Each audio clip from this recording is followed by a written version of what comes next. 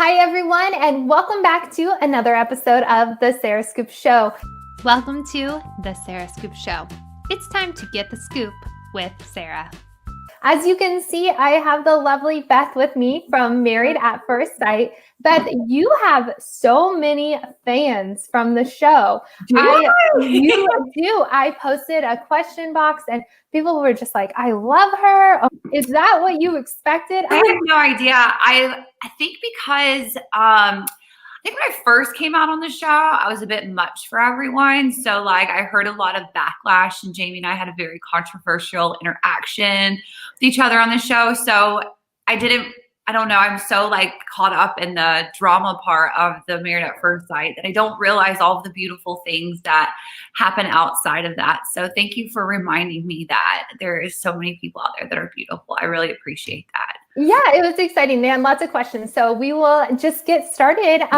First of all, let's take you all the way back to signing up for Married at First Sight. With this new season, we're getting to see people going through that process.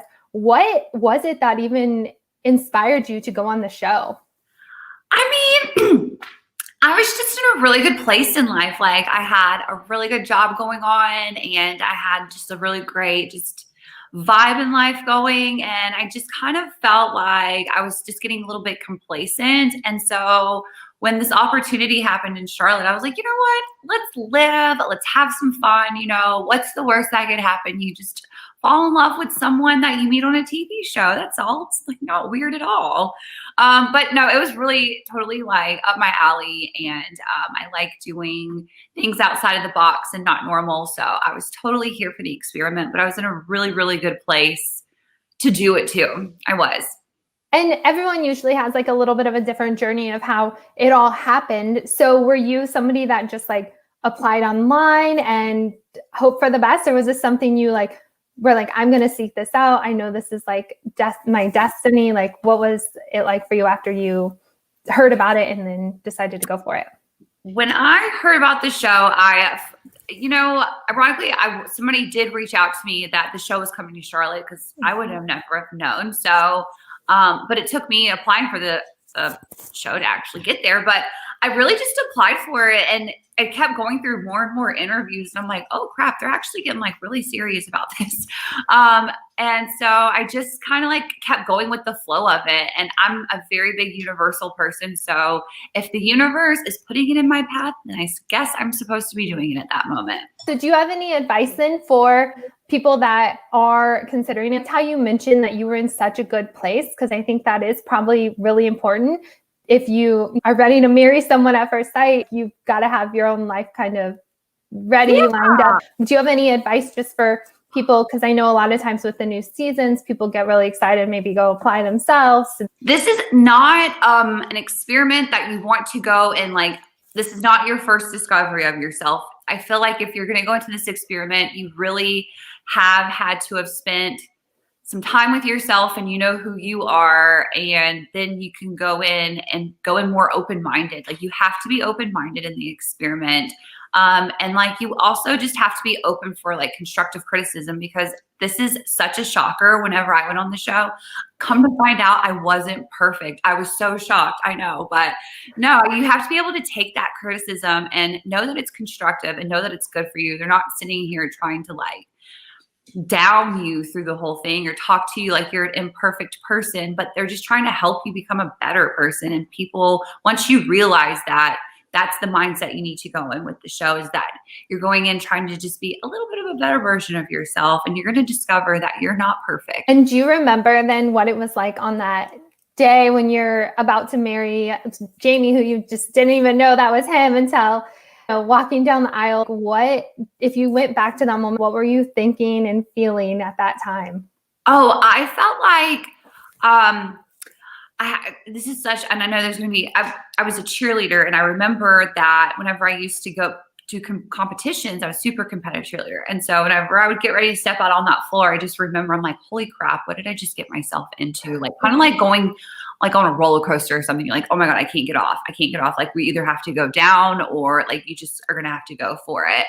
And so that's what I can compare this to, is like getting on that ride and you know that you can't turn around afterwards. Like you just have to fully commit at that point. I love that. I think that even watching that you have a bunch of videos on YouTube I watched earlier as well. And I just like that you are like, this is me. I'm going for things in life and you just go for it. Yeah, thank you. Yeah, I'm just very, I don't know. I just can't sit still. I guess I'm one of those people that can't sit still. And so you just kind of like, why not? You know, the true story behind the YouTube, I'll tell you my real story behind the YouTube is that I moved to San Francisco with Jamie right after the show, and we'd only been there for 6 months. So getting acclimated to the city. And then I was a hairstylist. I worked in the beauty industry. I was an account executive in a brand management company, and I've also been behind the chair for like 10 years. So I was coming out to San Francisco to really climb my beauty career even further. And then with the pandemic happened, everything just stopped here. Like the salons didn't really fully open. I was in the middle of interviews and they all stopped. And so I was like, oh my God, like the whole beauty industry just like came to a stop. What am I supposed to do?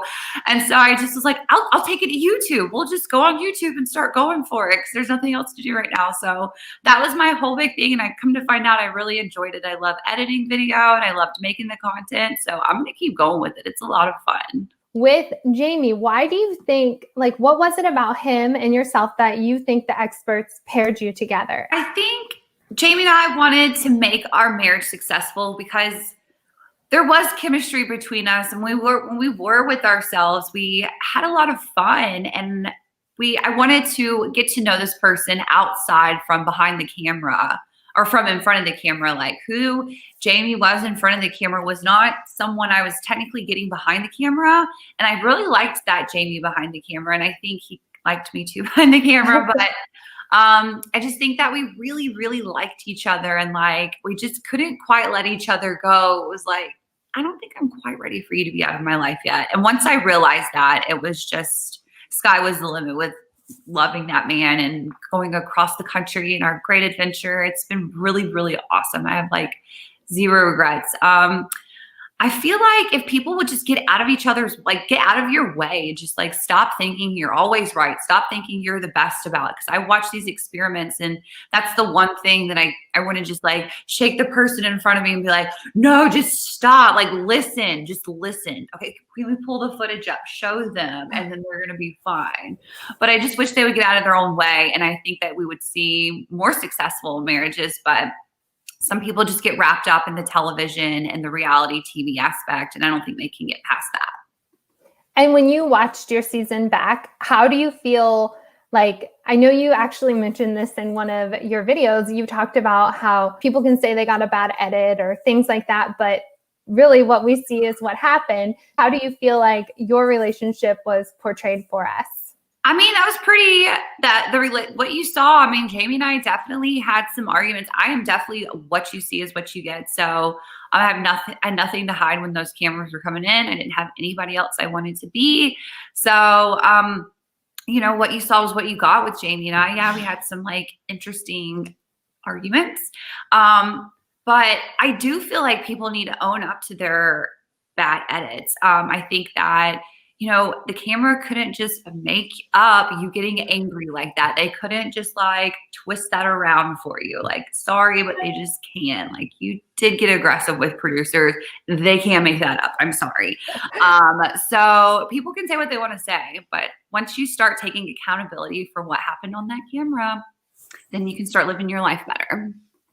And when you are there, I can only imagine the added stress of having people filming you all the time. When cameras are rolling, they're rolling just nonstop? With that camera, the minute they walk into your home, the minute that camera stays on that guy, like he's there and he's going to be there getting everything. I mean, you could literally just go sit in the bathroom for an hour. And guess what? When you open that door, that camera's right there in front of you. And you're like, whoa.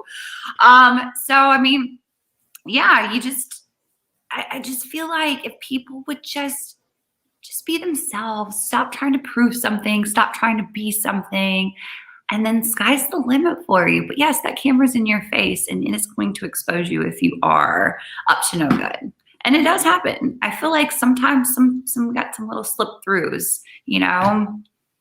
And I know that you had a lot of things that were quoted or, you know, just stuff from Naturally Talking. But if I didn't ask about the basic Caucasian sex, all of the people in the question box would be like, what? Why didn't you ask that? And so we got to hear it from you. What is it? Where did it come from? How did you think of it? And I saw you even had a mug with it. Is this a thing? Is this your trademark? Actually, I did get basic Caucasian sex trademarked. And what is basic Caucasian sex? Oh, the infamous 2019 quote of the year. Basic Caucasian sex is just very vanilla. Don't try. Maybe keeps their socks on. Maybe is still wearing a t-shirt whenever they're doing the action. Just very, very vanilla, I guess. And I kind of feel like if people laughed at that, then they know what I meant, and they just wanted to confirm that they know what I meant. Did you ever think that it would become something, you just saying that become people knowing you for that? The people that know me, they're like, oh, that girl, for days I could sit there and say things that come out of her mouth. But I had no idea. I was once again just being myself, and that just kind of, I didn't even think anything of it. I just was like, it is, basic Caucasian sex. I don't know. I don't know how it came out of my mouth. It just did. I don't know where it came from. It was just how I felt in the moment. And that's one thing. If you sit with me long enough, you're going to know how I feel if I'm awkward or something. I'm like, I don't like this elephant in the room, so let's just address it right now. Matt, you did something weird to Amber, and let's just talk about it, okay? And have you always been someone that is able to speak your mind, or do you feel like this came as you got older or certain life experiences?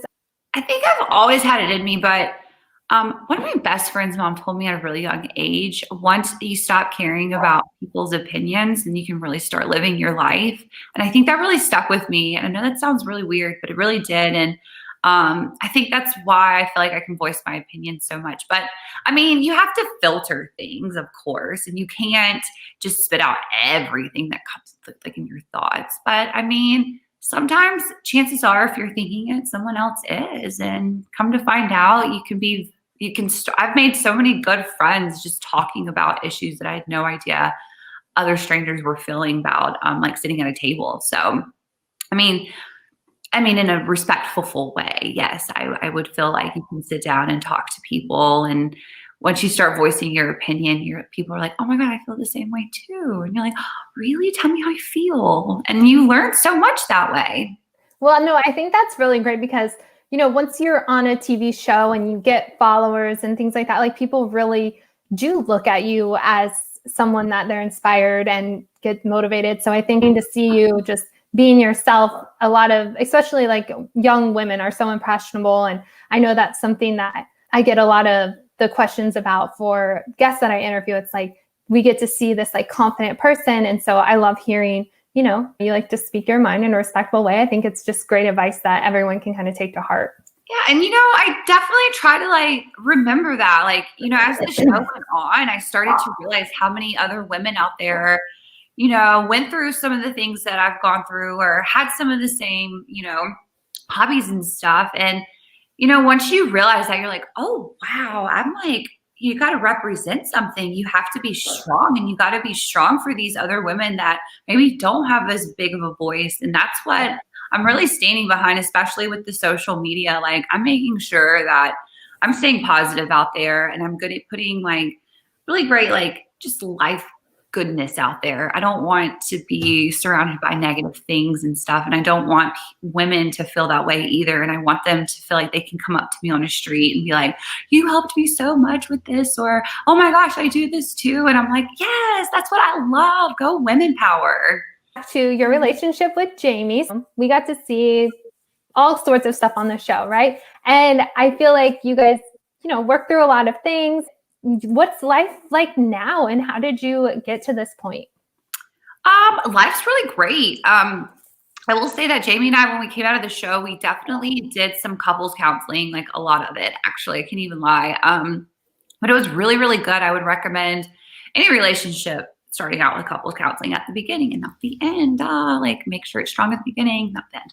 But I cannot lie about that. Full transparency. Couples counseling was really awesome. But being out here in California and just really focusing on our relationship and the life that we want to build has been really awesome. Like we're just at such peace out here. Like we were just running like 5 miles on the beach yesterday, and we were talking about how lucky we were to have this life, and we just appreciate it every day. But it's been really, really fun. We have clearly to you two, we're just being really silly through this pandemic, but there's nothing to do out here but go hiking and go to the beach. So we spend a lot of time together.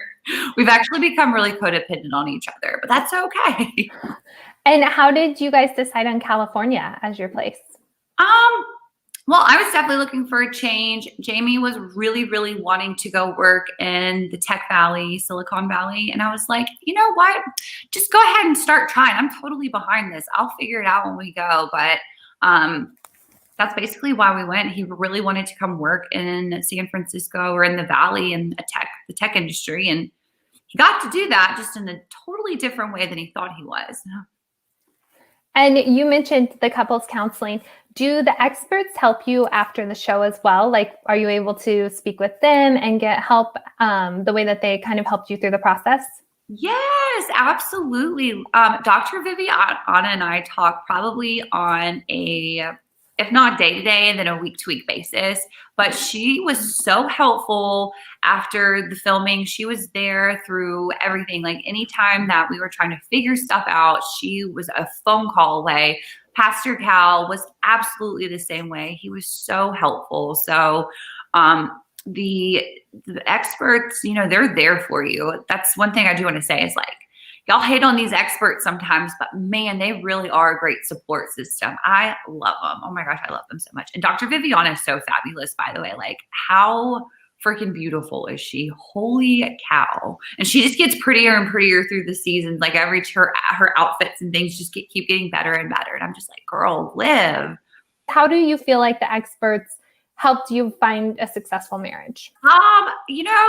They literally would, the show would send them footage of what was going on in our lives through documenting everything. And so, they were able to see what was going on. And this was really cool that they would come in and they would sit down with us and like, just watch little tidbits of things and be like, do you see how that could have been better communicated? Or do you see how we could have done that a little better? And so each time they would do this, it was just like aha moment after aha moment. So eventually, by the third or fourth visit to you, you're like, they may know what they're talking about. So eventually, once you realize that and start listening to them, things really do start to get better for you. So a lot of people were interested in you and Jamie and what you guys like to do together, your favorite things about each other, anything like that you want to just share. I think people get to see you on TV falling in love or getting married, falling in love. I guess that's the right order, right? And all of this, it's just interesting to hear kind of, what it's like now. What do you guys like doing together? I know you mentioned hiking or, what it is about him that you really love and things like that. Yeah. So Jamie and I, he loves to go to the beach. I'm very fair skinned, so it's like a hit or miss, but I will go and hang out on the beach. He makes it a lot of fun, especially here in California. It's like not as hot as it is in the Carolinas. But we love to do that. We used to love to vacation until, we all know how that went. But before the pandemic, we love traveling and exploring California. And we like to go hiking. We love to hang out with the dogs and spoil them. Come to find out, he loves to spoil them just as much as I do. So that's a lot of fun. But right now we're just really exploring the kitchen a lot. Like, he is a great cook. So he's teaching me a lot of really great recipes and stuff. But other than that, come to find out, we never really run out of anything to talk about. It's so weird. Like, we spend 24/7 together and somehow we still have so much to talk about. So I feel like when you can do all of that with your time and you still you can get stuck with somebody and you still have things to talk about at the end of the day, I think you're winning. It's interesting how they match you with people in your city, but no one, you guys definitely did not know each other at all. That's correct. right? No, I am like a Sunday drag brunch kind of girl with my friends, and he is definitely like brewery with the boys. So we've never crossed paths like that before, come to find out. But come to find out, we didn't want to just brunch and go have beers in Charlotte anymore. So this has been a really, really great experience with Amy, like being able to explore like other things that we like to do and discover new hobbies. Because I mean, living in Charlotte, you don't have the ocean, or you don't have like all these like really cool hikes and stuff like you do here in California. So this has been really, really cool to like gain new hobbies and just do things in a different way. And you get to discover that with someone who wants to do that too. And I think that was a really huge moment that Jamie and I realized that we should stay together and like explore ourselves more with each other, because come to find out, we both like to be adventurous and go try new things. And we wanted to discover different sides of ourselves. And when you guys are planning the future, do you see yourself staying in California? Are you kind of like up in the air? Do you have any cool, fun projects you're working on? Anything like that?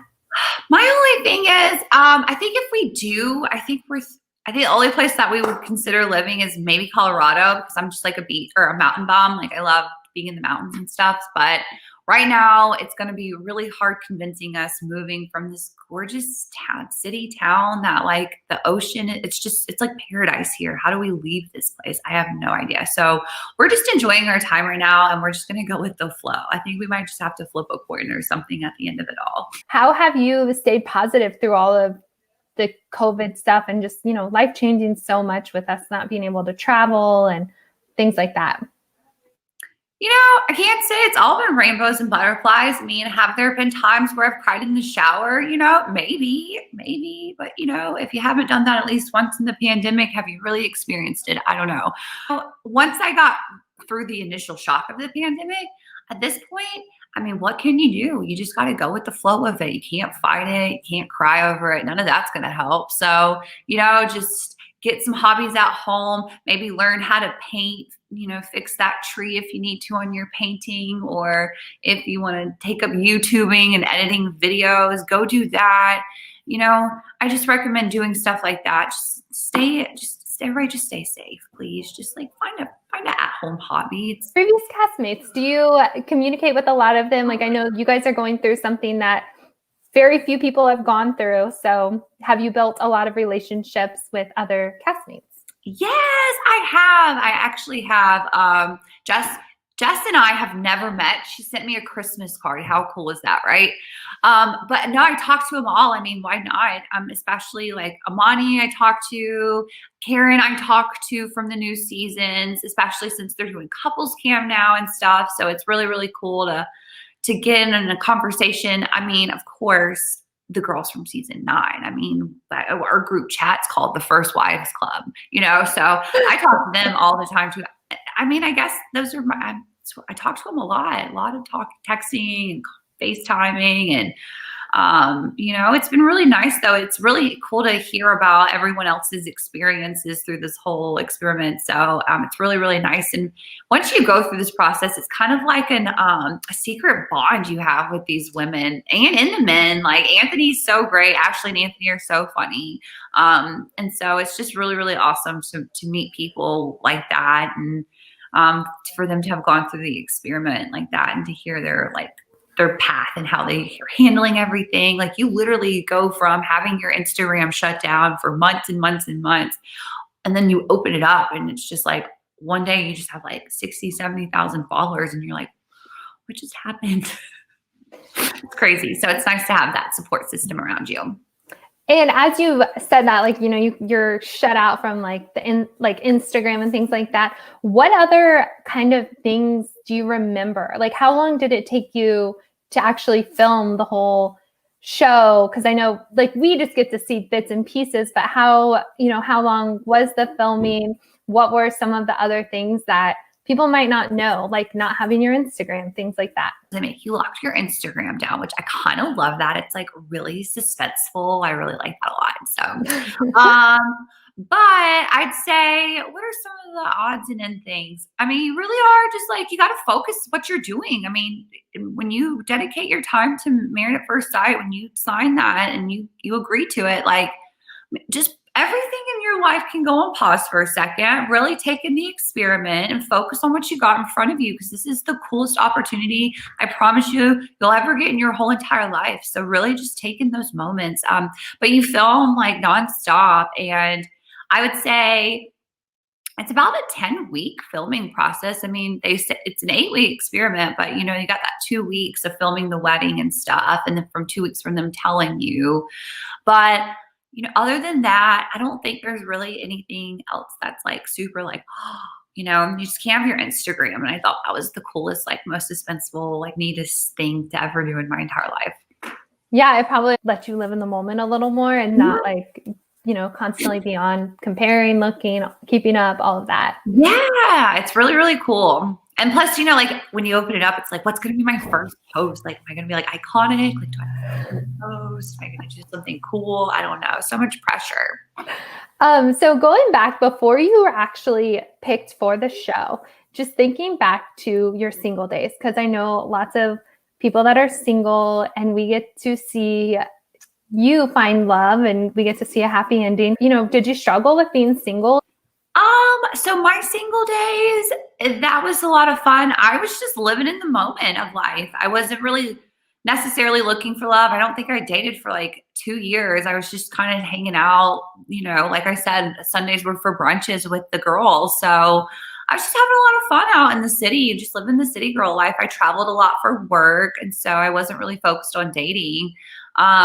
So when this opportunity came around, it was a total 180 from the life that I had been living, but I was okay with it. I was ready for the switch. So you have to be ready to change your life totally when you get ready to go into this, because once you go in, your life's not going to be the same when you come out. You're either going to come out with a spouse, or you're going to come out with a bunch of new friends. You're going to come out with a bunch of people that you met, like a whole different perspective on life. So just remember, when you go into this, your life will no longer be the same, in a great way, a very good way.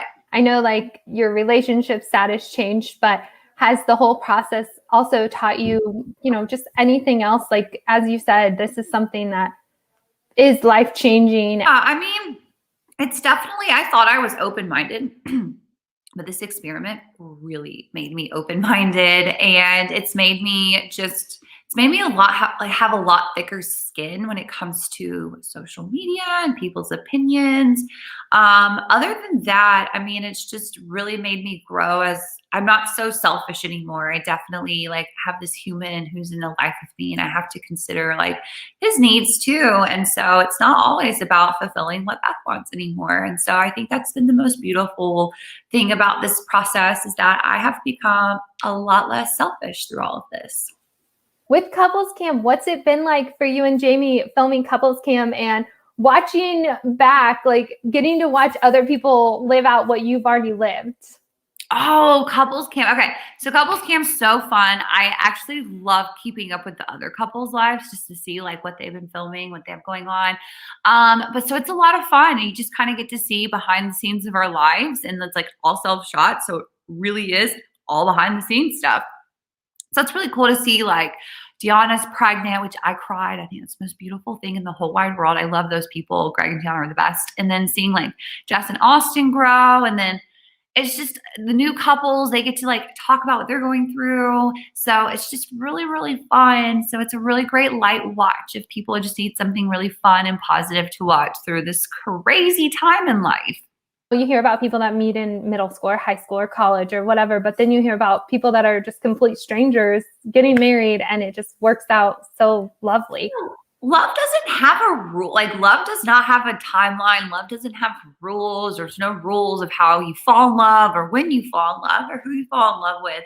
Just make sure it's a good person. My single followers out there, you just got to be patient. Just keep doing things that fill your soul and make you happy. And when you're doing those things, you are going to be so surprised when somebody comes along, they're doing those things that make them happy too, and come to find out you guys like to do those things that make you happy together. So just like stay open-minded and let the universe do its magic. I promise. Stop going out there and putting so much pressure on it. Like, the world's beautiful and it will find you, I promise. I personally love talking to people that have been on these shows, because you are so open, and being someone that's putting yourself out there. And like I mentioned, I mean, it's interesting, like I should send you these questions as well that people ask, but it really does put you in this like light where people come to you to seek advice and things like that. And it might not be something that you even think about, but when people watch your love story unfold, even the ups and the downs and all of that, I mean, that's just real life. It like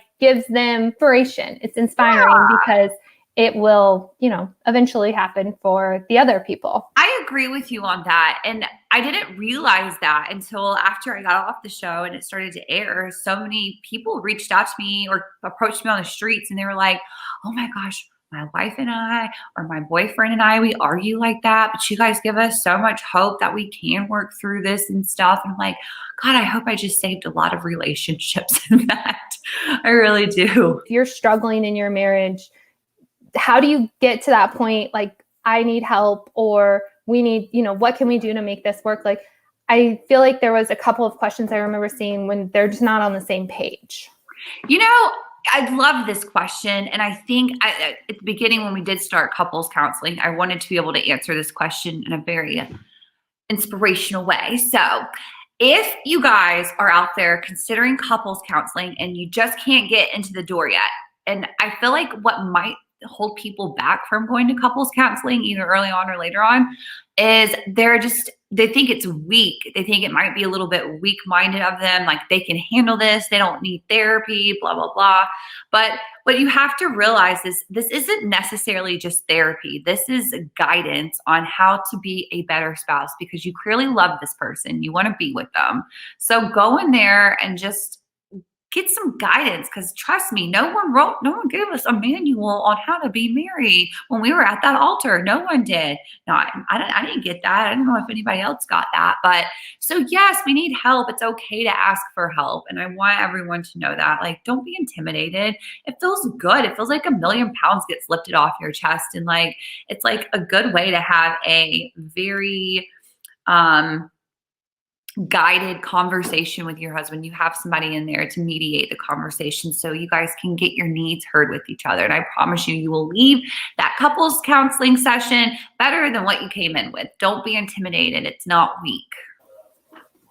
I think that was great. I mean, I feel like people need to hear that you're not weak to talk about your problems or, discuss things. It's better to just like work through them. Yes, yeah, absolutely. So just like everybody needs to stop like giving so many rules to ourselves and stop being so hard on ourselves and just like breathe and be yourself, like get to your soul and get your spouse to your soul matingness and learn how to do that together. And it's going to be so awesome. If Jamie and I can do that, trust me, anybody can. I know that for a fact. When on this show, your life completely did, a 180. With the good, I'm sure there comes bad. How do you deal with like the negativity that maybe comes from being on a show like this? I'll tell you how. I actually had a really good friend. I had a friend who was on Big Brother, and I was just talking to her about how she deals with that. And she just like changed my perspective totally. Thank you, Alyssa Riley. So basically, when people are talking crap to you and they're like, call them keyboard warriors, when they're behind their little keyboard, typing away, ooh, you're ugly, ooh, you're so crazy. Guess what? You don't want people like that to be your friend. Like, that's just like, ew. And would you want people like that to be on your team? I wouldn't want any of my friends like spitting hate out to a reality TV personality. I would be embarrassed, honestly. So the way I've just approached it at this point is, if you want to at me, trust me, I don't want you to be on my team anyway. Like, you can't sit at my table. You can sit at a table, just not mine. And that's how I deal with it at this point. Just like, try me. I don't care. I think this was like the best like impression I've ever seen, because you're right. That's just people hiding behind a keyboard. And whether you're on a reality show or just someone trying to start something, or even, I feel like people do that to just, there's so much that goes on with social media and like just negativeness. So it's like nice to hear you're right. Just like take yourself out of the situation. Like, you wouldn't want them as your friend in real life. So why do you really care? what I they want, say. I want Sarah to sit at my table. I want like Sarah at my table. I don't want like so-and-so who's telling me that like my hair is out of place on social media. Like I don't, I'm sorry. Like you're just not cool. Like stop trying to reach. Like just stop. That's all I can say. Like I get That's so tired awesome. of it. So my 2021 tolerance is really low for it. And I just can't care anymore. And speaking of 2021, with people always doing new resolutions, things like that, do you have like any quotes you live by or a favorite book you recommend people read? Because I know we've talked a lot about Married at First Sight, but people enjoy just getting to know you too. Another one, so you can kind of answer all these together. And they were like, what makeup does she use? And how come her teeth are so white? So there's a couple, if you want to answer any of that or just share any like of your favorite products or tips or anything that you can. Oh my God. Yes, I'd love to. So my favorite books, there's one, it's like not a mainstream book. I hope it does go mainstream. There's going to be a 4 series to it. It's called The Uncharted Freight. And it's like a woman author, and she lives in Florida. She's a really awesome, powerful writer, but she just is about to finish the second series of this book. So I cannot wait to get it. But it's called The Uncharted Freight. I love like mysteries, and I love like boss like books and stuff like that. Like American Dirt was really, really good. So I like books like that. And then When Life Gives You Lululemon, I thought that was a really, really cute book. I loved that a lot. So I like to read a lot of female women writers. I just like their style, and I like their take on like stories and stuff. Takes me to a place. But anyways, makeup. Oh my gosh, I love makeup. I've been in the beauty industry for so long. I remember in high school, I used to do my friend's makeup in math class. So my favorite makeups are like Makeup Forever foundations, Private Society lip glosses and lips, and their highlighter, the Glow Getter, is really, really good. Scott Barnes uses a lot of that. And then I like Chanel makeup. Their mascaras and bronzers are really amazing. So I could go on and on and on about this stuff. But I mean, I've got YouTubes. I'm trying to get through them. I'm trying to start working through like, what do I use a lot of? What's my skin regimen? Because it constantly changes because I'm constantly like trying all sorts of new fun products. So I'm never really like product loyal, that's for sure. I have a few staples in my bathroom. And how do I get my teeth so white? I wear my retainers at night, and I put a little bit of bleach and like little dots of bleach in them when I go to sleep. I know that's not like the safest thing in the world, and I don't do that every night, but that's how I get my teeth white. And that's the truth about that. It's not the safest, but I appreciate the honesty though. So now people know, yeah. How the teeth are so white. And I'm about to teach Jamie how to spray tan because I don't do sun very well. My skin's way too fair. So that's about to be a really funny YouTube too. I'm going to teach him as soon as my spray tan machine comes in. He's going to learn how to do that. COVID times, guys.